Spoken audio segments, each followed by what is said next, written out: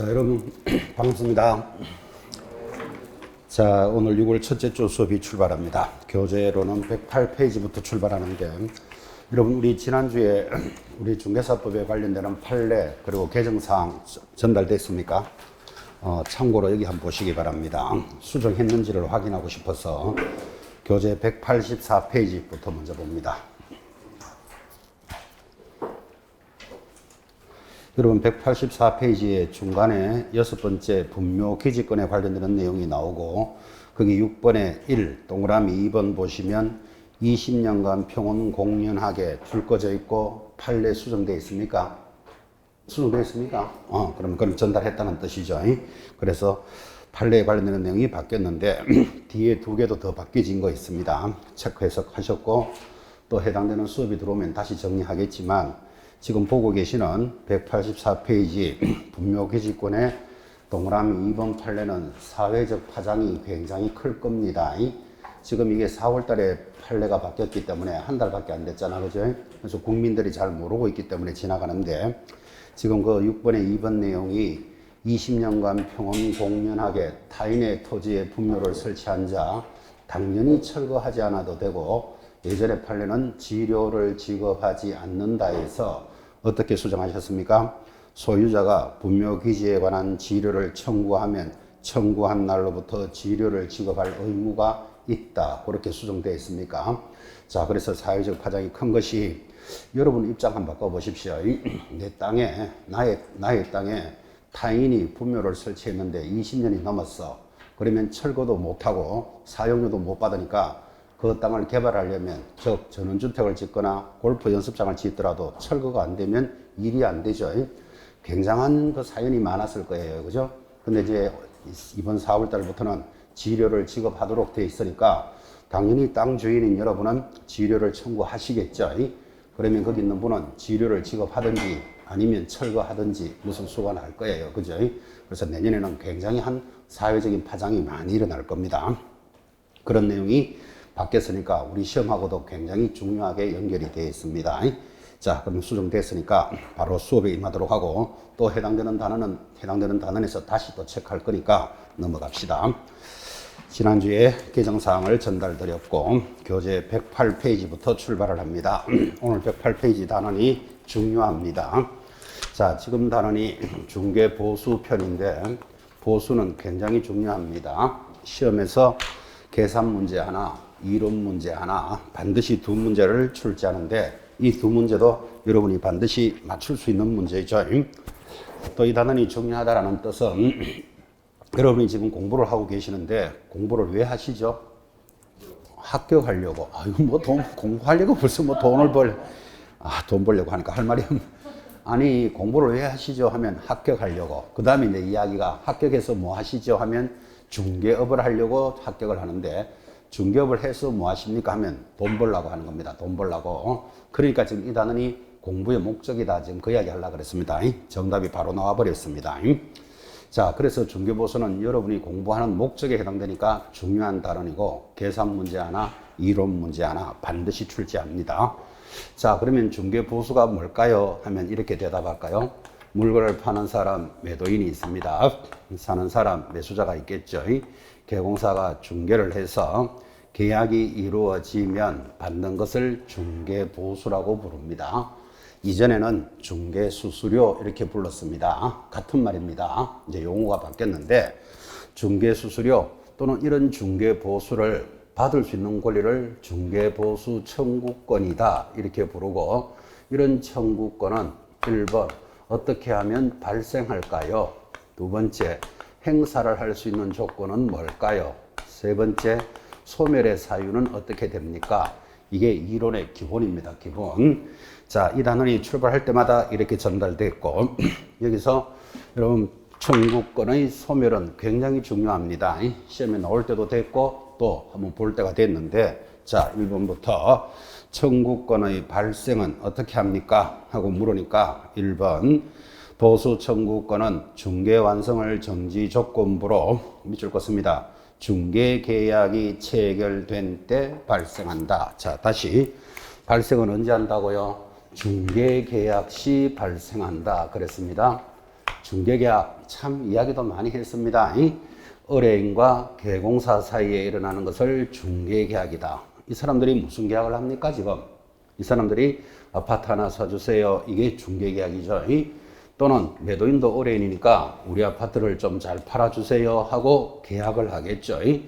의뢰인과 개공사 사이에 일어나는 것을 중개계약이라 합니다. 여기서 청구권은 발생한다 이렇게 돌았습니다. 근데 그 바로 밑에 유명한 판례, 60년 된 판례가 지금도 시험하고 연결합니다. 동그라미 2번. 이런 청구권은 줄 걸까요? 중개 완성 전이라도 양도할 수 있고 압류가 가능하다. 괄호 열고 전부 명령도 가능까지 적으셔야 됩니다. 60년 된 판례인데 지금도 시험에 나옵니다. 이런 청구권은 양도할 수 있고 압류할 수 있고 괄호 열고 전부 명령의 대상이 된다. 이런 판례인데 자, 양도라는 말은 이런 뜻이겠죠. 박 씨가 개공사에게 돈을 300만 원 빌려줬습니다. 그래서 300만 원을 갚으시오 하니까 개공사가 야, 돈은 지금 없지만 이 계약을 체결하면 수수료가 300이 나오니까 그를 너에게 주겠다 할 수 있다 이 말이에요. 주겠다를 뭐라 부른다? 양도할 수 있고 그 말을 반대로 하면 압류 뺏어갔을 수도 있고 그죠? 그래서 이 중개보수 청구권은 채권적 행위이기 때문에 그런 말이 가능합니다.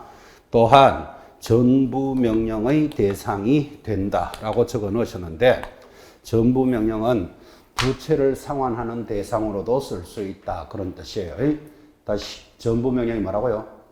부채를 상환하는 대상으로도 쓸 수 있다. 이런 이야기입니다. 저 사람이 돈을 300만 원 안 갚아주는데 집에 가보니까 텔레비, 냉장고, 선풍기가 300만 원치 되겠어. 그러면 돈을 안 갚아주니까 그 집에 있는 물건을 300만 원치 가져놓으면 될까요? 안 될까요? 한번 가져나오시기 바랍니다. 절도됩니다. 절도. 돈 안 갚아준다고 그 집에 물건을 300만 원치 가져온다. 그 웃기는 세상이잖아. 그죠? 그래서 돈은 안 갚아주는데 법원에다가 돈 대신 저 물건으로 받게 해주세요 라고 신청을 하는 것을 전부 명령을 신청합니다. 그럼 판사가 가져가도 좋다. 그러면 그때는 가져가도 돼요.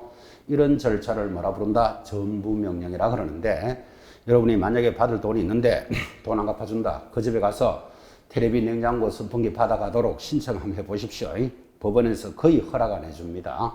텔레비, 냉장고, 선풍기 이런 것들은 생활 필수품, 생필품이기 때문에 절대로 못 가져갑니다. 숟가락, 젓가락, 이불 이런 거 절대로 안 내줍니다. 왜 그러냐면 빚은 못 갚았더라도 먹고 살아야 나중에 돈을 갚잖아. 그죠? 그래서 신청을 해보면 거의 전부 명령 잘 안 됩니다. 근데 이럴 수는 있겠죠. 텔레비, 냉장고가 아니고 그 집에 금괴가 있더라고. 돈은 안 갚아주는 놈이 금괴가 300만 원짜리를 하나 또 들고 있어. 그럼 저거 대신 받게 해주세요. 그러면 거의 법원이 허락해 줄 거예요. 그거는 생활 필수품은 아니잖아 지금. 그죠? 그런 취지도 이해해 보시면서 자, 다시 보수 청구권은 양도할 수 있고 압류할 수 있고 전부 명령의 대상이 된다. 지금 세 마디가 다 같은 말들이죠. 그죠? 시험에서 어떻게 걸까요? 보수 청구권은 양도나 압류는 가능하지만 전부 명령의 대상은 될 수 없다 하면 X 할 준비 하시라고 지금 판례를 줄을 껐습니다. 자, 그럼 이렇게 발생을 하면 이 보수의 지급 시기는 어떻게 되느냐 이제 이런 문제가 생기는데 지급 시기를 하기 전에 행사 받으려면 어떻게 해야 될까요? 발생 사주세요 팔아주세요만 있으면 중개수수료를 줄까요 안 줄까요? 절대로 안 되지. 어떻게 해야 받죠? 거래 계약이 성립이 되어야만 행사할 수 있습니다. 그래서 여러분 밑에다가 행사 이꼴 거래 계약 이렇게 하나 적어 놓으시면 좋겠다. 그죠? 자, 발생은 중개 계약 시 행사를 하려면 거래 계약이 성립이 되어야 한다. 적어 놓고 자, 그러면 이렇게 받을 때는 지급 시기가 어떻게 되느냐? 그렇게 나옵니다. 그 2번 중요한 내용이죠. 여러분들은 중개사무소를 통해서 부동산을 거래해 본 적이 있습니까? 수수료 언제 지급했습니까? 보통 지금 중개사무소를 통해서 부동산을 사거나 팔거나 세를 얻었다. 그러면 수수료 언제 지급했냐고. 그래서 여러분은 나름대로 하시겠지만 법에 이래 되어 있습니다. 2번에 1번 보수의 지급 시기는 대통령령으로 정하는데 2번 지급 시기는 개공사와 의뢰인 간의 약정에 따르되 이게 제일 중요합니다. 약정의 동그라미. 계약금 줄 때 줄게, 중도금 때 지급할게 이렇게 약정이 있으면 약정에 따르고 약정이 거의 없죠 대체적으로. 그죠? 그러면 언제 지급합니까? 대금 지급이 완료된 날로 합니다. 그날이 잔금 지급시다. 그 뜻이에요. 여러분들은 반드시 약정하는 말을 먼저 기억하셔야 돼요. 약정이 원칙이기 때문에 약정이 없으면 대금 지급이 완료된 날로 합니다. 자, 밑에 3번 보수 청구권의 소멸 별표 딱 그려놓고 중요하다 그랬습니다. 자, 이렇게 행사를 할 수 있는 보수가 어떻게 되면 없어지나요? 1번 개공사의 고의과실로, 자 길게 동그라미 합니다. 개공사의 고의과실 길게 동그라미 해놓고 인하여 거래 당사자 간의 계약이 무효 취소 해제, 즉 계약이 깨지면 보수를 받을 수는 없다. 이렇게 소멸 사유를 제시했습니다. 바로 밑에 동그라미 2번이 같은 말입니다. 개공사의 고의과실 없이의 밑줄 하나 끊으시고 당사자들의 사정으로 계약이 무효 취소 해제되면 보수를 받을 수는 있다. 그 같은 말을 지금 설명을 두 번 한 거예요. 다시 적어볼까요? 소멸은 어떻게 된다고요? 개공사의 뭐에 의해서 고의 과실로 인하여 이 거래 계약이 무효되거나 해제되거나 취소가 되면 소멸하는데, 무효 해제 취소를 우리말로는 계약이 깨지면 소멸하겠다 그랬단 말이에요. 당연한 이야기잖아 사실은, 그죠? 이거를 또 교재는 설명하기를, 그래서 소멸은 그러니까 거래 당사자 사정으로는 소멸하지 않는다까지 친절하게 지금 적었습니다. 소멸은 중요하다 그랬습니다. 시험에 나올 때도 됐고, 또 이게 현장에서 여러분이 잘 틀립니다 이게. 자, 그래서 별표를 했고, 지금 필기도 깔끔하게 했는데, 필기는 이렇게 해놓고 생각을 자기 마음대로 맞추는 사람이 너무너무 많아요. 그래서 이렇게 적고 나면 꼭 확인 학습을 합니다. 자, 이쪽 봅니다. 지금 매수자가 아파트를 하나 사주세요 하는 게 중개계약이잖아, 그죠? 매수자가 중개계약을 하고, 이러니까 말이 좀 너무 딱딱해서 세대기 이렇게 부르겠습니다. 그래서 이게 이제 유명한 세댁 사건인데, 세댁이 또 뭡니까 하면 헌댁의 반대말이 세댁입니다. 세댁이 개공사에게 다음 달에 결혼할 예정이니까 아파트를 하나 구해주세요 그럽니다. 그것을 뭐라 부른다? 중개계약이 성립했다, 그죠? 그래서 개공사가 열심히 일을 해서 드디어 천호동 쪽에 있는 아파트를 하나 구합니다. 자, 1억이라고 치고, 예를 들어서 계약금 1,000만 원을 지급함으로써 이제 계약이 성립이 딱 되잖아, 그죠? 그래서 중개계약이 있었고 계약이 성립되었으면 이제 수수료 받으면 되죠. 세댁이 계약을 해놓고는 시어머니 될 사람한테 갑니다. 결혼하면 살려고 아파트를 계약하고 왔습니다 하고 가니까, 사실은 세댁은 자랑하러 간 건데, 가니까 서울에 있는 시어머니 깜짝 놀라가지고 3만 원 들고, 그죠? 남산 밑에 촛불 켜놓고 비는 데 많습니다. 거기 단골집도 하나 있습니다. 그 사람은 가가지고 물어보니까 그쪽 방향으로 이사를 가면 당신 아들은 아주 회롭소, 이런 소리를 듣습니다. 그러면 세댁이 이사 갈 수 있다 없다? 지금 만약에 아들이 아니고 세댁이 해롭소 이러면 시어머니 대상 걱정 덜 합니다. 지금 누가 해롭다고요? 당신 아들이 아주 해롭소 이러면 거의 못 갑니다. 세댁은 이사를 못 가는데 헌댁은 갈까요, 못 갈까요? 헌댁은 갑니다. 돈을 지금 1,000만 원 줘놓고 왔는데 그 소리 듣고 안 가게 됐나 지금, 그죠? 세댁은 거의 못 가요. 시어머니 될 사람이 야 그쪽으로 가면 아들이 해롭단다, 못 간다 이러는데 세댁이 그래도 가겠습니다 이러면 거의 헌댁에 가깝습니다. 헌댁에. 그러면 세댁이 중도금 지급할까요, 안 할까요? 중도금 지급 못하지. 이사도 못 가는데. 잔금 지급할까요? 못하죠. 자, 그러면 세댁 사정으로 계약이 깨지면서 계약금을 포기했더라도 수수료는 지급해야 된다, 안 해야 된다? 해야 된다고. 당사자 사정으로는 소멸하지 않는다고. 세댁 사정으로는. 그죠? 지금 여러분 이야기는 재밌게 하지만 이게 장난 아니잖아. 그죠? 여러분이 만약에 세댁이다. 그러면 계약금 1,000만 원. 이게 계약금이 1,000인데 계약금 1억 걸을 수도 있어요. 계약금 1억 날리고도 수수료 여러분들은 지급하겠습니까? 만만찮은 이야기죠. 그죠? 역으로 한번 해볼까요? 여러분이 개공사입니다. 이 세댁한테 수수료 받아야 된다, 안 받아야 된다? 받아야 되는 겁니다. 제가 받아야 됩니다 하니까 어떤 분이 받겠습니까? 이러더라고요. 원래 시험 되겠습니까? 제가 이런 물어봤어요. 자기 생각만 하고 있다. 자기 생각만. 그죠? 받아서 불쌍하거든. 돌려주거나 반만 주거나 그건 알아서 하고 받아야 한다. 지금 이야기를 강조하고 있는 거예요. 그죠? 그래서 세댁 사정으로는 소멸하지 않습니다. 이제 다음 달에 7, 8월 달부터는 문제풀이가 출발되는데 그때 반드시 이 문제가 나옵니다. 그때 제가 설명하면서 세댁 사건 기억하십니까? 하면 뭐를 기억해야 되는가 하면 세댁 사정으로는 소멸하지 않는다. 이 말을 기억하셔야 돼요. 세대 기억하십니까? 하니까 또 정신없이 헌되게 반대말 개사고 이렇게 몰라도 되는 것만 기억할 수 있으면 안 된다 이 말이에요. 그래서 당사자 사정으로는 소멸하지 않습니다. 지금은 제가 여러분한테 세대 입장에서 이야기했는데 여기 갑도 을해일이잖아요. 아파트를 지금 1억에 뭐 팔겠다고 계약을 하고 계약금 1,000만 원을 받았는데 어떤 사람이 오더니만 당신 아파트를 2억에 팔아주겠소 이럽니다. 그럼 여러분이 갑이어도 안 된다. 계약한 대로 1억에 팔 거야. 그래야 되겠습니까? 계약을 깨야 되겠습니까? 계약을 깨야 되지. 어떻게 깹니까? 받았던 계약금의 2배를 물려주고 계약을 깨는 거예요. 깨고 2억에 파는 게 훨씬 낫잖아. 그죠? 깨고 2억에 팔더라도 계약공사한테 수수료는 지급해야 된다. 안 해야 된다? 해야 된다고. 당사자 사정으로는 소멸하지 않는다. 이 개념을 지금 팍 심어 놓으셔야 됩니다. 여러분이 나중에 중개 현장에 나왔을 때도 이런 일이 많이 벌어질 겁니다. 그때 어떻게 대처해야 될까? 이런 것도 한번 생각을 해 놓으셔야 되는데 이야기는 재밌게 하지만 참 세댁 입장은 난감하다는 건 이해 가시죠? 그죠? 여러분이 세댁이다. 수수료 지급할까요? 안 할까요? 해야 됩니다. 나기는 또 뭘 안 해요? 해야 됩니다. 또 자꾸 정신없는 소리 자꾸 하잖아 봐요. 지급해야 된다니까요. 여러분이 개공사면 받아야 된다. 안 받아야 된다? 받아야 된다니까요. 받아야 되는데 을이 줘야 받지.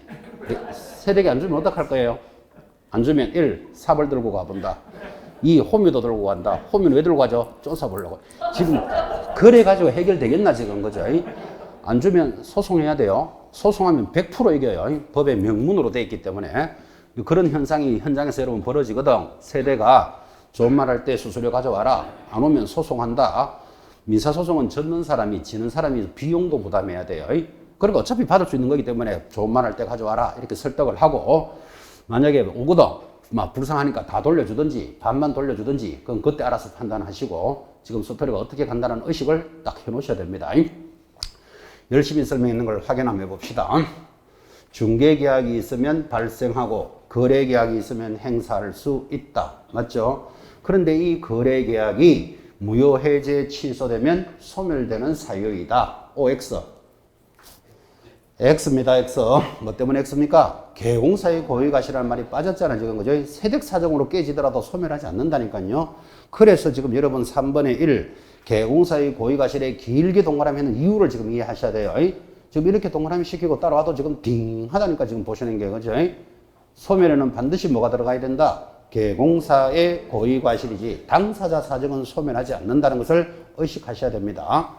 자, 그래서 발생행사 소멸을 보면서 얼마를 주길래 청구권이 한도는 어떻게 되느냐 이렇게 됩니다. 자, 보수의 범위 한도는 108페이지 제일 하단 내려가면 1번 주택의 보수의 요율 주택의 동그라미 했습니까? 오른쪽 109페이지 한가운데 2번 주택 외의 보수의 요율 주택 외 동그라미. 그래서 한도는 이렇게 법으로 되어 있습니다. 주택은 이렇게 받고 지금 체크해 드렸죠. 2번 주택 외에는 이렇게 받겠다. 이렇게 법으로 정해져 있는데 물어봅시다. 주택이 뭘까요? 주택 다 하면 자동으로 나오는 말 아파트, 빌라, 원룸 이렇게 딱 따라 들어와야 돼요. 주택은 그렇게 받고 주택 외에는 뭘까요? 상가, 토지, 임목, 광업재단 이런 것들이 주택 외죠. 지금 이렇게 강조하는 이유 한도는 주택과 토지로 구분되어 있다에 또 딸려가는 학생이 나온다니까 지금 그죠? 주택과 토지가 아니고 뭘로 되어 있다? 주택이냐 주택 외냐로 되어 있다니까요. 그 제목부터 잡으셔야 돼. 제목부터 흔들리면서 단원을 보고 있으니까 계속 틀리는 거예요. 자기는 맞다고 찍는 것마다 따라가면서 틀린다고 지금 그죠? 우리 과목의 특징이 여러분 얼마나 편안합니까? 이게 현실적으로 쓰는 과목이기 때문에 추상적이지 않잖아. 그죠? 거기다가 문제도 40문항이나 나오는 큰 단원인데다가 또 들어보면 다 알 것 같잖아. 그죠? 거기다가 선생도 좀 잘 가르치는 것 같은데 시험만 치면 28.5, 32.5 나온다고. 왜 그런지 아십니까? 공부 안 하기 때문에 그래요. 대충 설렁설렁 자기 생각으로만 한다니까 지금 그죠? 이제 6월 초 수업이니까 그런 이야기도 해보지만 중개사법도 공부하셔야 됩니다. 민법이나 개론 고민하는 거에 반만 하면 중개사법은 절대로 놓치지 않는데 볼 때마다 이 과목은 만만찮아요. 갈로 열고 공부 안 한다 이 말이에요. 그 말이. 공부를 안 해요. 공법은 걱정만 하고 공부 안 해요. 공법은 판례나 사례가 없어요. 그냥 조문 그대로 가는 거예요. 그런데 범위가 크지. 그죠? 그래서 부담스럽긴 한데, 걱정만 하고 공부 안 합니다. 공법, 걱정만 하고 공부를 안 하니까 점수가 안 되는 거예요. 그죠? 그래서 이제 6월부터는 공부 좀 하셔야 됩니다. 다른 과목 떠나더라도 중계라, 이 과목이라도 열심히 하셔. 효자 과목이라 그랬잖아. 그죠? 작년 시험이 대체적으로 어려웠다는 게 평가입니다. 작년 시험이. 그래도 합격할 사람은 다 했다, 이 말이에요. 물론 어려웠으니까 합격자는 줄어들었지만, 그러면 그 합격한 사람들은 다른 과목들은 꽈락을 넘어서고 아슬아슬한 점수에 갔을 때 중개사법에 고득점 한 사람은 다 합격해 나갔습니다.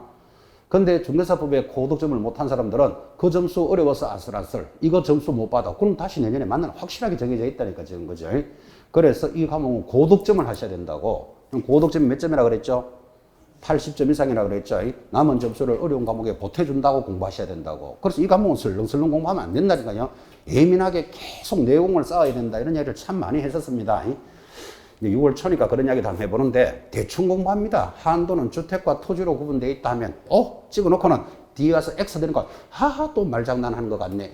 자기 매입이 빠져가지고 공부를 안 한다니까, 그죠? 정확하게 물어보는 거, 강조하는 거 정확하게 체크하셔야 됩니다. 한도는 뭘로 구성되어 있다? 토지냐, 주택이냐, 주택 외로 되어 있습니다. 자, 그러면 주택은 어떻게 봤습니까? 주택은 교재 108페이지 제일 하단, 주택의 보수는 국토교통부령이 정하는 범위 안에서 시도 조례로 정한다. 이렇게 법에 되어 있다니까요. 시도 조례 동그라미. 그러면 국토교통부령이 정하는, 그랬으니까 국토교통부에 가봐야 되잖아. 그죠? 그래서 오른쪽에 올라가니까 국토교통부는 주택의 보수는 쌍방으로부터 각각 받되, 각각의 동그라미 위에다가 균분하면 X 표시해 놓으셔야 돼요. 나누기 하는 거 아닙니다. 각각 받는다 그랬습니다. 균분 X 해놓고, 출제된 바도 있었어요. 일방으로부터 받을 수 있는 한도는 매매 교환은 얼마? 1000분의 9. 자, 줄 것이어야 돼요. 매매 교환은 1000분의 9. 그걸 0.9%랍니다. 임대차의 경우에는 줄 것고 얼마? 1000분의 8 이내로 한다 라고 돼 있고, 밑에 서울시 조례 하는 게 하나 보이시죠? 자, 표에 서울시 조례 제목에만 동그라미 해 놓으시고, 자, 주목합니다. 읽어드렸으니까 대답하세요. 한도는 주택은 어떻게 받으라고요? 매매 교환은 0.9%, 임대는 얼마? 0.8% 범위 내에서 각 시도 조례로 정해라. 이렇게 돼 있었다고요. 자, 여기서 이제 여러분들이 가질 것. 그러면 매매는 0.8, 임대는 매매는 0.9, 임대는 0.8을 받지. 또 왜 시도 조례로 정합니까? 굳이 그렇게 질문을 한다면, 여러분 대구 푸르지오 30평짜리 아파트가 서울에 가면 강남에 15억쯤 합니다. 근데 같은 강자가 들어가더라도 강원도 인제 가면 3억 합니다. 아니, 똑같은 아파트에 똑같은 평수 30평짜리가 왜 강남에는 15억, 강원도 인제는 3억 할까요? 뭐 때문에 그렇죠? 땅값 때문에, 땅값 때문에. 자, 그러면 똑같은 아파트를 15억에 파나 3억에 파나 똑같은 거니까 수수료가 같다. 좀 맞지 않다는 건 이해하시겠죠? 그죠?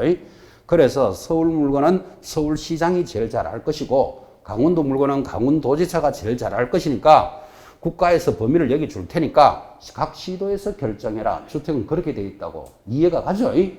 15억짜리를 파나 3억짜리를 파나 똑같이 수수료 150이다. 이럴 수는 없는 거잖아, 지금. 그죠?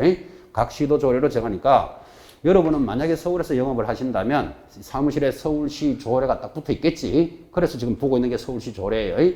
경기도에서 영업을 하면 경기도 조례가 있겠지. 자, 그리고 밑에 표가 있는데 그 표는 절대로 암기할 필요는 없다고요. 왜 그런가 하면 여러분이 서울 물건만 거래한다는 보장이 없잖아. 그죠? 제주도 물건도 거래할 수 있고 강원도 물건도 거래하는데 이 표를 암기할 필요는 없겠죠. 그래서 시험 문제를 낼 때는 이 표를 준다고요. 줄 테니까 보고 계산해라. 이렇게 하니까 5억이다. 그럼 여기가 0.4%면 5억 곱하기 0.4% 이렇게 계산할 줄 알면 되지 표를 암기할 필요는 없습니다. 자, 주택은 그러면, 주택 외에는 그러면 어떻게 받나요? 토지, 상가, 공장 이런 것들은 어떻게 받을까요? 오른쪽에 가운데 2번 아래의 보수는 국토교통부를 영안으로 정하는데, 자, 오피스텔은 일단 놔두고 교재 한 장부터 먼저 넘겨봐요. 넘겨보시면 아니다, 넘겨보는 게 아니고 여기 해야 되겠습니다. 109페이지. 자, 109페이지 하단에 동그라미 3번 한번 보십시오. 제목이 줄 것입니다. 위 오피스텔을 제외한 주택 외인 물건은 줄 딱 꺼놓고 중개 의뢰인 쌍방으로부터 각각 받되 역시 각각 받죠. 각각의 동그라미 금액의 1000분의 9 줄 딱 꺼놓고 의뢰인과 개공사가 바로 밑에 줄에 뭐라고 되어 있습니까? 서로 협의한다. 협의의 동그라미. 자, 그리고 한 장 더 넘기시면 교재 110페이지 상단의 4번 개공사는 주택 외인 물건에 대해서 각각의 요율의 범위 안에서 실제 자기가 받고자 하는 중개보수의 상한 요율과 한도의 표에 줄 것입니다. 명시하여야 하며 이를 초과하여 보수를 받아서는 아니 된다. 이렇게 법으로 정했습니다. 자, 기다렸으니까 체크합시다. 지금 뭐라고 했죠? 주택 외에는 첫 번째 조심할 거 매매냐 임대냐의 구분이 없이 0.9% 범위 내에서 당사자들 자기들이 협의해라 이랬습니다. 자, 여러분은 제가 공장 사장이라고 치고 우리 공장을 10억에 좀 팔아주시오 하면 개공사가 열심히 팔려고 다니겠죠. 그런데 저 개공사가 수수료를 몇 프로 받을지를 알 수가 있다 없다? 없잖아. 0.9% 범위 내에서 협의하도록 되어 있으니까. 근데 공장을 팔아주세요 하면서 수수료 몇 프로 협의하자 이런 사람이 아무도 없죠. 왜? 계약이 될지 안 될지도 모르는데 뭐 수수료 이야기를 지금 하고 있겠어요. 자, 일단은 10억에 팔아주세요 하면 내가 0.9% 범위에서 협의하라 그러니까 주로 협의가 안 돼 있다니까요. 그럼 안 돼 있으니까 얼마를 받겠다라고 중개사무소에 표를 명시화해 놓아야 된다. 법에 이렇게 했고 지금 명시화에 줄을 딱 끈 거예요. 자, 그러니까 지금 중개사무소에 가보면 대체적으로 까만 매직으로 진하게 얼마 적어놨다? 0.9 딱 적어놨어요. 시간이 되시거든. 서울에 있는 중개사무소 가보시라고요. 서울시 조례 해놓고 1. 주택에 대한 표는 있다고요. 밑에 2. 주택 외 해놓고는 갈로 열고 나는 몇 프로 받겠다고 명시하도록 되어 있다니까요. 근데 가서 보나 마나 까만 매직으로 진하게 0.9% 다 적어놨어. 그죠? 그래서 이렇게 적어놨는데 이거를 만약에 옆집이 0.9% 하니까 나는 경쟁력을 높이기 위해서 0.6% 하겠다. 이렇게 해놓고 0.9까지 법대로 받으면 초과 금품으로 처벌하겠다. 지금 이렇게 줄 것인 거예요. 그러니까 현장에서는 개공사들이 전부 다 얼마를 적어 놓는다? 0.9%를 딱 적어 놓는다고. 자, 해놓고 이제 10억짜리 공장을 팔았어요. 그러면 10억에 0.9%면 900만 원이잖아. 그죠? 그래서 개공사가 900입니다. 수수료. 이렇게 이야기하니까 사장님이 좀 비싼데 좀 깎아주세요 하면 좋다. 0.8 해줄게, 7 해줄게. 협의가 되겠지. 그죠? 8이 되든 7이 되든 9가 되든. 그죠? 그렇게 진행이 되는 거예요. 자, 다 정리하면 주택 외인 물건은 어떻게 받는다? 0.9% 범위 내에서 협의하는데 저 개공사가 몇 프로를 받을지 모르니까 수수료표에다가 나는 몇 프로를 받겠다고 명시화해야 한다. 이랬단 말이에요. 근데 명시화해야 한다니까 가나 마나 전부 다 까만 매직으로 진하게 전부 얼마 적어놨다? 0.9 다 적어놨어요. 그래서 중개사무소에 가서 이렇게 표가 안 돼 있으면 그 개공사가 위반을 하고 있거나 옛날 수수료표를 걸어놓고 영업하는 거예요. 이 두 개의 표의 의미를 잘 새기셔야 됩니다. 자, 그런데 지금 밖에 나가서 거래를 해보니까 사람들이 오피스텔을 많이 거래합니다. 여러분, 오피스텔은 주택이다, 주택이 아니다. 둘 다로 씁니다. 그래서 이제 문제가 되는 거예요. 어떤 사람은 오피스텔을 구해서 살림 사는 사람이 있어요. 주거용으로. 어떤 사람은 업무용으로 쓰는 사람도 많이 있겠지. 그죠? 그러니까 거래할 때마다 이게 주거용이냐, 업무용이냐 자꾸 분쟁이 생긴다니까요. 그래서 오피스텔은 이렇게 받아라 하고 정합니다. 자, 교재 109페이지 한가운데 2번에 1번 동그라미 2번 보시면 아래 요건을 갖춘 오피스텔 해놓고 자, 의뢰인 쌍방으로부터 각각 받되 줄 것입니까? 매매 교환은 얼마? 1000분의 5, 0.5%. 임대차는 얼마? 1000분의 4, 0.4%인데 조건이 박스 줄 것입니다. 전용 면적 85제곱미터 이하 줄 거고 니은 줄자 끕시다. 상하수도 시설이 갖추어져 있고 전용 입식 부엌, 전용 수세식 화장실, 목욕 시설까지만 줄 거죠. 이렇게 되어 있으면 주택으로 보겠다 그 뜻이에요. 자, 주목합니다. 오피스텔은 이 말이에요. 85제곱미터 이하이고 25평이다 이 뜻이에요. 그 다음에 전용 수세식 화장실 부엌이 있고 하면 이거는 주택으로 보는 거예요. 그러니까 매매는 몇 프로? 체크하셨잖아요. 0.5%. 왜 0.5일까요? 오피스텔이잖아. 이게 5 기억하셔야 돼요.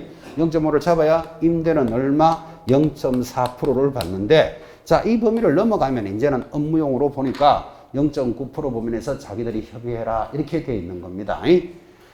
자, 중개보수에 관한 법조문이 세 줄입니다. 이 세 줄은 자존심을 걸고 기억하셔야 됩니다. 아까도 시작했지만 여러분 공부하는 목적이 여기 있는 거기 때문에 어떤 식으로든 출제가 되고 갈로익히 문제도 많이 돌아요. 자, 한 번만 더 정리합시다.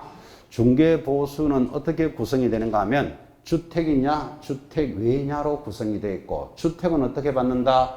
매매 교환은 0.9%, 임대는 0.8% 범위 내에서 각 시도에서 결정해라. 시도 조례. 그래서 각 시도마다 표가 따로 있다 이 말이 지금.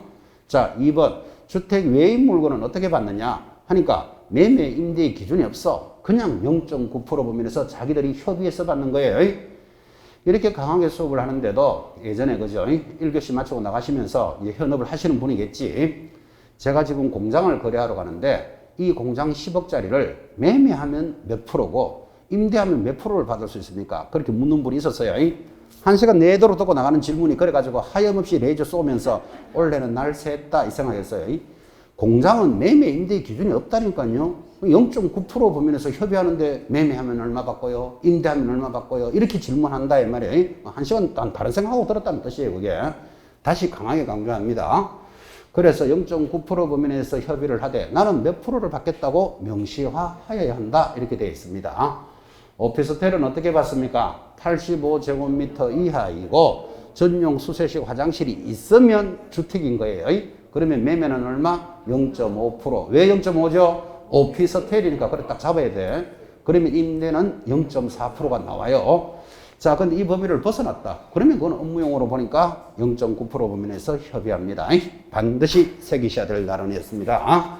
자, 넘어가서 110페이지 중개보수의 산정 방법. 지금 이야기 다 했지만 다시 확인합니다. 동그라미 1번 매매는 무엇을 기준으로 한다? 거래 금액을 기준으로 한다. 거래 금액의 동그라미. 그리고 요율 0.3% 4%는 시험에 준다 그랬잖아 그죠? 신경 쓰지 말고. 2번 별표입니다. 원래 교환이 올 때가 돼 갑니다. 교환 별표 놓고 교환의 경우에는 거래 금액이 큰 것을 기준으로 한다. 큰 동그라미. 자, 여러분 이건 겁니다. 5억짜리 아파트가 있고 7억짜리 전원주택이 있습니다. 우리 서로 교환하자 이럽니다. 그러면 사고 팔고를 서로 교환하니까 5억과 7억짜리를 교환하면 합쳐서 12억으로 수수료 받는다. X 나누기 2 해가지고 평균 6억으로 받는다. X 다 X 뭘로 받는다고요? 큰 것을 기준으로 한다. 7억으로 기준해라. 지금 이 말 하고 있는 거죠. 그래서 큰 동그라미. 자, 3번도 별표입니다. 시험이 너무 잘 나오니까. 임대차조금 보증금이 있으면 어떻게 하느냐 하니까 거래 금액은 줄 것입니까? 보증금 더하기 월세 곱하기 100으로 한다. 근데 옆에 별표 산출 금액이 5천만 원 미만이면 거래 금액은 보증금 더하기 월세 곱하기 얼마로 해라? 70으로 해라. 이렇게 돼 있고 밑에 문제가 들어오는데 우리도 한번 해봅시다. 책에 있는 거는 여러분 해설이 다 돼 있으니까 보시면 되고. 자, 보증금 1,000만 원에 조그마한 물건이겠죠. 월세는 한 30으로 하고 2년 기간으로 계약을 했다. 자, 이거 수수료 계산하시오. 문제가 이래 나오면 보증금 1,000 더하기 월세 얼마? 30만 원 곱하기 100으로 해라. 지금 이 말이에요. 자, 그러니까 여기에 기간 이런 것들은 전부 함정 문제입니다. 12개월로 계약하고 24개월로 하고 시험에 다 들어온 바 있습니다. 이런 건 계산하지 않습니다. 관리비는 얼마를 받고 계산하지 않습니다. 권리금은 얼마를 한다. 전부 다 그거는 문제 올려놓으면 다 함정이에요. 특히 공부 못하는 사람의 특징. 관리비는 평당 5만 원으로 하고 20평을 임차를 얻으면 그리고 또 관리비 5만 원 곱하기 20평 하고 앉았으면 날 새는 거예요 지금. 지금 뭐라고 했는가 하면 보증금 더하기 월세 곱하기 100으로 하라 그랬잖아. 그죠? 다른 것들은 신경 쓸 필요 없죠. 이렇게 하니까 30만 원 곱하기 100 얼마? 3천. 합이 4천이 나왔죠. 아, 5천이 안 되네. 그러면 한 번 더 하라고요. 30만 원 곱하기 얼마 해라? 70 해라. 지금 이렇게 설명한 거예요. 그렇게 하니까 37은 21, 1000 하면 얼마? 3,100만 원으로 계산해라. 지금 이야기하고 있는 겁니다. 0.3, 0.4%는 책에서 준다 그랬잖아요. 요율은 주니까. 그래서 뭐를 기준으로 하는지를 잘 의식하셔야 됩니다. 특히 시험에 많이 나옵니다. 자, 하단의 박스 밑에 동그라미 4번도 중요합니다. 분양권은 어떻게 매매하느냐 하니까 당사자가 거래 당시 수수하게 되는 총대금 줄 것입시오. 총대금이 뭐다? 계약금. 기납부한 중도금의 프리미엄을 합산한 금액으로 계산을 한다 그랬습니다. 자, 지금 줄은 꺼드렸는데 이해하셨는지요? 여러분 아파트 분양받아 봤습니까? 내가 5억에 분양받았다 이렇게 이야기합니다. 자, 아파트를 5억에 분양받았다면 지금 아파트는 있다 없다? 아파트라는 물건 지금 없죠? 언제 생깁니까? 분양받고 나면 한 2, 3년 뒤에 물건이 만들어지잖아. 그죠? 그러면 그동안에 내가 계약금을 1,000만 원 냈고 중도금을 5천만 원 지급했는데 P가 5천이 붙었다. 나 이거를 팔 거야. 이거 파는 것을 분양권을 거래한다. 이렇게 말하는 거예요. 그래서 분양권은 중개대상물이니까 거래할 수 있습니다. 그러면 수수료를 어떻게 계산합니까? 하니까 총 분양 금액으로 하는 게 아니고 내가 실제 납입한 금액, 뭐를 납입했습니까? 계약금 1,000, 중도금 5천, 6천이죠. P를 합산하여 1억 1,000으로 계산해라. 지금 그 이야기를 공부하고 있는 거예요. 시험에서 너무너무 잘 나오는 것, 총 분양 금액 하면 틀립니다. 그래서 지금 현장에는 대체적으로 이 분양권은 수수료를 현장에 있는 분들은 세게 받습니다. 야, 5억으로 받아야지. 이렇게 계산한 사람. 만약에 이게 0.3%로 한번 쳐봐요. 1억 1,000에 0.3이면 33만 원밖에 안 돼요. 근데 5억에 0.3 때리면 150만 원이에요. 3, 5, 15. 세게 받는다 이 말이에요. 또 어떤 분은 야, P를 5천 받아줬잖아. 그럼 수수료 200원 줘야 되지. 이렇게 받는 사람도 있고 법보다는 대체적으로 세게 갑니다. 세게 받는 사람은 어떤 사람이죠? 능력 있는 사람. 그죠? 1년 동안 면회 갈 수 있는 사람. 그거 기억하셔야 돼요. 초과 금품은 1년 징역 1,000만 원 벌금 들어보셨죠? 원래 일 잘하는 사람이 수수료도 잘 받습니다. 그죠? 그런 의식도 한번 해보셔야 돼요. 잘 받는 건 잘하는 거예요. 그 대신에 면회 갈 수 있다. 이거 기억해 놓으셔야 돼요. 1년에 1,000만 원. 그죠? 자, 그렇게 해서 분양권 중요합니다. 밑에 5번 상가 권리금은 줄 것입니다. 거래 금액에 포함한다 하지 않는다. 포함시키지 않으며. 이거 중요한 표현이죠. 권리금 수수의 알선에 대해서 별도의 보수는 받을 수 있다. 자, 줄 것입니다. 별도의 보수는 받을 수 있다. 이 중요한 판례인데 이걸 이해시키려고 지금 상가 권리금은 계산하지 않는다 그랬잖아요. 아까 보증금 1,000에 월세 30, 기간은 2년이고 권리금은 3천만 원을 주고 받았다. 권리금을 3천을 주고 받았다 할 때 3천은 계산한다 하지 않는다 하지 않는다 그랬잖아요. 그 지금 줄 거는 게 그거잖아요. 지금 그죠? 여러분 권리금은 계산하지 않지만 수고비로 대가를 받을 수는 있다. 이런 판례이기 때문에 권리금을 계산 안 하는 게 여러분한테 유리할까요? 불리할까요? 개공사가 되고자 하는 사람한테는 유리한 거예요. 이게 포함하지 않는 게. 포함 한번 해볼까요? 보증금 1,000에 월세 30, 권리금이 3천이었다고 칩시다. 그럼 포함해 준다면 아까 1,000에 더하기 30 곱하면 4천이죠. 그럼 권리금 3천 해주면 7천 되잖아. 7천. 그죠? 포함하면 0.3%면 4천일 때 0.3이면 3, 4, 12, 12만 원밖에 안 돼요. 7천이면 3, 7, 21, 21만 원밖에 안 돼요. 해봤자 포함해봤자 차이 아무 의미가 없어요. 그런데 현장에 있는 사람들은 자 3천만 원은 포함하지 않으니까 P 3천 받아줬으니까 수수료 300원 줘야 됩니다. 이렇게 받을 수 있다고. 그렇게 받으면 위반이다? 아니다? 아니라 그랬잖아. 별도의 수고비는 받을 수 있다 이렇게 했잖아. 그죠? 그러니까 P 3천 받아줬으니까 이 중개수수료 이런 거는 포기하는 거예요. 받을 생각도 안 하고 100만 원 주셔야 됩니다. 이렇게 하는 게 여러분한테 훨씬 유리해요. 이게 개공사한테. 그래서 살짝 모자라는 사람들은 아 권리금을 계산 안 하니까 좀 억울하네 싶으지요. 훨씬 덕이에요. 훨씬 더. 그죠? 이런 판례는 그래서 중요하다고 강조하는 거예요. 권리금은 수수료 계산하지 않습니다. 그 대신에 별도의 수고비는 받을 수 있다고 되어 있잖아요. 지금 그죠? 훨씬 유리해요. 이게 현장에서 일어나 보면. 그래서 이런 모습도 이해해 보는 시간입니다. 자, 오른쪽입니다. 111페이지 상단에 예제 보시면서 제일 밑에 2번 중개보수의 적용 기준, 제일 밑에 동그라미 1번 동일한 물건에 대하여 동일 동그라미 합니다. 동일 당사자 간의 동일 동그라미 매매를 포함한 둘 이상의 거래가 동일 기호에 이루어지면 다시 동일 동그라미 합니다. 무만 받아라. 매매 계약에 관한 금액만 적용합니다. 매매 계약 줄 긋고 별표. 또 그림 그려볼까요? 자, 지금 이 말을 하고 있는 거예요. 이게 아파트라고 치고 여기 소유자가 갑인데 을에게 5억에 매매를 했습니다. 자, 매매를 하면서 야, 내가 1억에 전세 살게. 이럴 수 있다? 없다? 있다. 우리는 이것을 전세 끼고 팔았다. 이런 말 들어봤습니까? 자, 이렇게 되잖아요. 동일한 물건에 대하여 동일한 당사자들이 동일한 기회에 매매도 일어나고 전세도 일어났다. 그러면 개공사는 매매계약서 하나 작성했겠죠. 임대차 계약서 작성했겠죠. 2장 작성했더라도 수수료는 매매만 받아라. 이게 법이다 이 말이에요. 자, 그러면 여러분들은 항상 동그라미 했던 동일이 3번이면 매매만 받는다. 이걸 기억해 놓으셔야 돼. 동일 3개 동그라미 했잖아. 그죠? 아마 시험에서는 동일을 한번 쓱 뺄 거예요. 한번 빼면은 둘 다 받는 거예요. 다시 예를 들면 이렇게 되겠지. 자, 갑이 아파트를 팔았어요. 5억에. 팔면은 갑은 어떻게 해야 되죠? 집을 팔았다 그랬잖아요. 팔면 어떡하죠? 이사 나가야 되지. 그죠? 단순한 질문 어려워하죠. 그 이사 나가려면 이제 집을 구해야 되잖아. 그죠? 그래서 나가보니까 구할 만한 집이 마땅한 게 없어. 그죠? 그러니까 어차피 갑은 살림살이가 이 집에 있는 사람이잖아요. 그러니까 우리에게 야 내가 1억에 전세 살게. 그렇게 들어올 수도 있다 없다? 있겠지. 그러면 동일한 물건에 동일 당사자가 매매를 했다가 한 달 뒤에 전세 계약을 하는 거예요. 그러면 2개 다 받는 거예요. 동일이 3번이라는 의식을 지금부터 해놓으시라 이 말이에요. 3번을 받습니다. 넘어가서 교재 112페이지 한가운데 봅니다. 동그라미 2번 건축물 중 주것입니다. 주택의 면적이 2분의 1 이상의 줄 딱 꺼놓고 주택의 보수를 적용하고 동그라미 주택의 면적이 2분의 1 미만이면 주택 외의 보수를 적용합니다. 자, 지금 현장에 나가보니까 이런 물건이 많아요. 지금 1층에는 상가예요. 1층에 상가.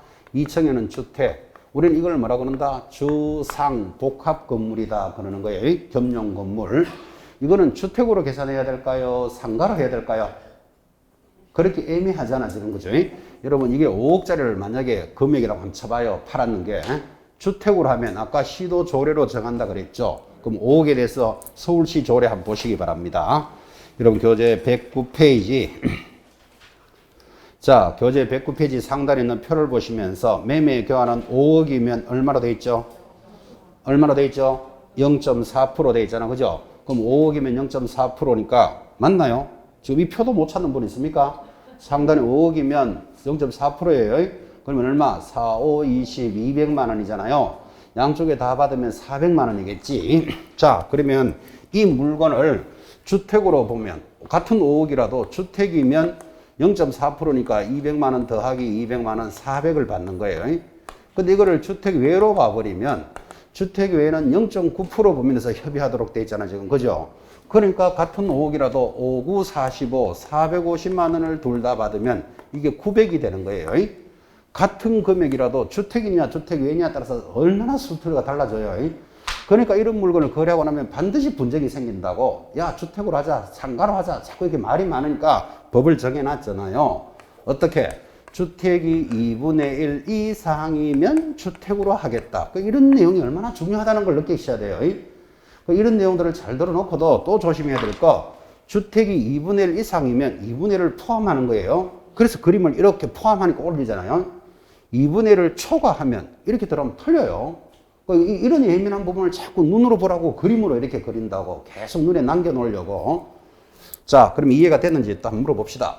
1층이 상가예요. 2층 상가, 3층이 주택이라고 쳐봐요. 자, 이거는 무슨 물건일까요? 3계층에 있는 물건에 1층 상가, 2층 상가, 3층 주택이다. 뭘까요? 상가지. 그건 뭐 계산할 필요도 없지. 그죠? 다시 1층 상가, 2층 주택, 3층이 주택이에요. 그럼 3계층 중에 주택이 2계층이고 상가가 하나잖아. 그죠? 뭘까요? 아, 물은 하나 주택이지. 이런 건 시험에 안 된다. 이 말이야. 학생들이 알기 때문에. 그래서 주택과 상가의 부분이 같으면 뭘까요? 같으면 주택의 주택. 이거 이야기하는 거 개념 잘 잡으셔야 됩니다. 2분의 1 이상이면니까 2분의 1이 포함되어 있잖아. 그죠? 그래서 주택과 상가의 면적이 같으면 주택이에요. 아예 그래 기억해요. 지금부터. 3계층 중에 2층이 상가고 1층이 주택 이런 건 문제 안 낸다니까요. 만약에 문제 냈다 그러면 여러분 너무나 쉽고 그런 문제는. 그죠? 같으면 이렇게 들어온다니까요. 자, 그래서 기억하기를 같으면 뭐다? 주택이다. 딱 잡으셔야 됩니다. 자, 오른쪽 113페이지 상단도 너무나 중요하니까 거기는 왕별을 2개 합니다. 왕별 2개 놓고 상단에 3번 중개 대상물 소재지와 개공사 사무소 소재지가 다르다면 자, 줄 것입니다. 사무소 소재지를 관할하는 시도조례입니다. 아주 중요합니다. 그까지 줄 거 놓고 그 밑에다가 받아쓰기 하나 합시다. 분사무소는 받아쓰기 분사무소 소재지 시도조례. 아주 중요한 거 두 가지를 지금 체크했습니다. 받아쓰기까지 하면서. 자, 이제 한번 적어도 보셨으니까 이 단원이 나올 때마다 사례 문제를 물어줬어요. 서울에 가면 강남이 있습니다. 서울특별시 강남구에 역삼동에 중개사무소가 있어요. 여기서 대전광역시 유성구에 있는 아파트를 거래했대요. 여러분, 서울에 있는 개공사가 대전에 있는 아파트를 사고 팔 수 있을까요? 당연히 있지. 업무 지원 전국이니까. 자, 그러면 사무소가 있는 곳과 물건이 있는 곳이 다르잖아요. 수수료는 1. 서울시 조례다. 2. 강남 조례다. 3. 대구시다. 대전시다. 4. 유성구다. 답이 몇 번일까요? 답이 몇 번일까요? 그렇지. 1번. 지금 1번을 못 찾아내시는 분은 줄 꺼놓고 딴 생각하는 사람이에요. 자, 다시 위에서 또 줄 꺼놓고 다시 봐봐요. 뭐라고 되어 있습니까? 사무소 소재지 시도 조례로 받는다고. 그럼 사무소가 서울 강남이니까 답이 1번이에요. 중개보수는 시도를 따라간다고 처음부터 출발했어요, 여러분한테. 그죠? 그래서 2번 강남조례 이런 소리하고 있으면 날 샌다 이 말이지. 시도조례 답은 1번. 하나 더 해야 됩니다. 자, 서울 강남에 중개법인이 있습니다. 역삼동에 서울 중개주식회사가 있고 대전시 유성구에 분사무소 지점을 두고 있습니다. 대전 지점을. 여기서 부산광역시 동래구에 있는 아파트를 사고 팔았답니다. 분사무소는 대전에 있으면서 부산에 아파트 거래할 수 있나요? 당연하지. 분사무소도 법인 소속이니까 업무지역이 전국인 거예요. 자, 그러면 수수료는 다 다르잖아요. 1, 2, 3, 4, 5번, 6번. 6번. 몇 번으로 받아야 될까요? 몇 번? 그렇지. 3번. 지금 3번 대답 못하는 사람은 좀 받아쓰기 하면서도 딴 생각하는 사람이에요. 받아쓰기 뭘로 했죠? 분사무소는 분사무소 소재지 시도조례. 답은 3번. 받아쓰기 하면서도 딴 생각하고 있으면 안 된다는 뜻이에요. 특히나 중요한 거, 여러분 분사무소는 모두 주된 사무소를 따라가는데 중개수수료만 지금 분사무소를 가는 거예요. 그래서 이거 받아쓰기 하는 게 특히 중요한 거예요. 지점에 관련되는 것은 전부 본점에서 처리한다. 들으셨죠? 근데 수수료는 분사무소가 있는 곳을 따라가는 거예요. 받아쓰기 있는 것도 아주 중요하니까 체크하셔야 되고. 자, 내려가면 큰 2번 실비가 들어오는데 사실은요, 우리 개공사가 받을 수 있는 게 두 개예요. 1번 중개보수를 받을 수 있다고 지금 쫙 공부하셨고, 두 번째 받을 수 있는 게 실비예요. 그 실비라는 말은 실제 비용도 받을 수 있는데 이 실제 비용은 현실적이지는 못해요. 근데 시험용으로는 중요해요. 자, 실비의 범위 해놓고 실비의 한도는 역시 국토교통부령으로 정한다 됐고, 참고 읽으시되 2번 실비의 청구 대상, 이게 시험에 나와요. 1번 중개 대상으로 줄 것입니다. 권리관계 등의 확인에 소요되는 비용 줄 거 놓고 옆에 매도 임대 그 밖의 권리를 누구 이전하는 자에게 청구한다. 이전 동그라미. 2번 계약금 등의 반환 채무 이행에 보장에 소요되는 비용까지 줄 거 놓고 바로 옆에 매수 임차 권리를 취득하는 자에게 청구한다. 취득의 동그라미. 이 이전과 취득을 반대로 내는 것밖에 문제가 안 나와요. 자, 지금 주름 꺼내렸으니까 이렇게 이해합니다. 여러분, 이게 아파트라고 쳐봐요. 아파트를 팔아주세요 하고 오면 개공사가 뭐 5억짜리 아파트라고 치고 건축물 대장, 토지 대장, 등기부 이런 거 하나 떼봐야 되겠죠. 그죠? 그러면 이 물건에 대해서 권리를 확인했는 비용, 그것을 누구한테 청구한다? 물건을 가지고 있는 갑에게 청구한다. 지금 이 말이에요. 계약금 등의 반환 채무는 취득하는 자한테 청구하는데 이거를 반대로 내는데 현실적이지 않다는 말은 여러분이 지금 5억짜리 아파트를 사고 팔았다. 그럼 5억에 대한 수수료 받으면 감지덕지지. 이거 등기부 등본 토지 대장 떼는 거 4,500원 주세요. 이런 사람이 있다 없다? 거의 없죠. 그래서 현실적이지는 않다 이 말이에요. 근데 법으로 알고는 있어야 돼요. 권리관계를 확인하는 것은 물건을 가지고 있는 자에게 청구하는 거예요. 만약에 그죠? 5억짜리 아파트를 거래했다. 그 수수료 이제 계산하고 난 뒤에 실비, 이제 등기부 등본 건축물 대장 떼는 거 4,500원 주세요 하면 어디 아프십니까? 하는 사람이 아마 많을 거예요. 그죠? 그래서 현실적이지는 않는데 여러분이 시험용으로 알고는 계셔야 돼요. 이게 지금 아파트니까 그렇죠. 만약에 150필지 공장을 거래했다. 15,000필지의 공장을 거래했다. 그러면 그 서류 떼는 값만 해도 200만 원 더 들 수도 있어요. 그런 것들은 누구에게 가백에 청구할 수 있다는 건 알고는 있어야 돼. 안 받을 때 안 받을지라도. 그죠? 자, 그래서 권리관계를 확인하는 것은 누구에게 청구하고 이전하는 자, 계약금 등의 반환 채무는 취득하는 자. 이거를 반대로 돌리는 걸 잡고 계셔야 된다고. 그죠? 실비는 거기서만 출제합니다. 넘어가서 협회편이 따라옵니다. 10분 쉬었다 갑시다.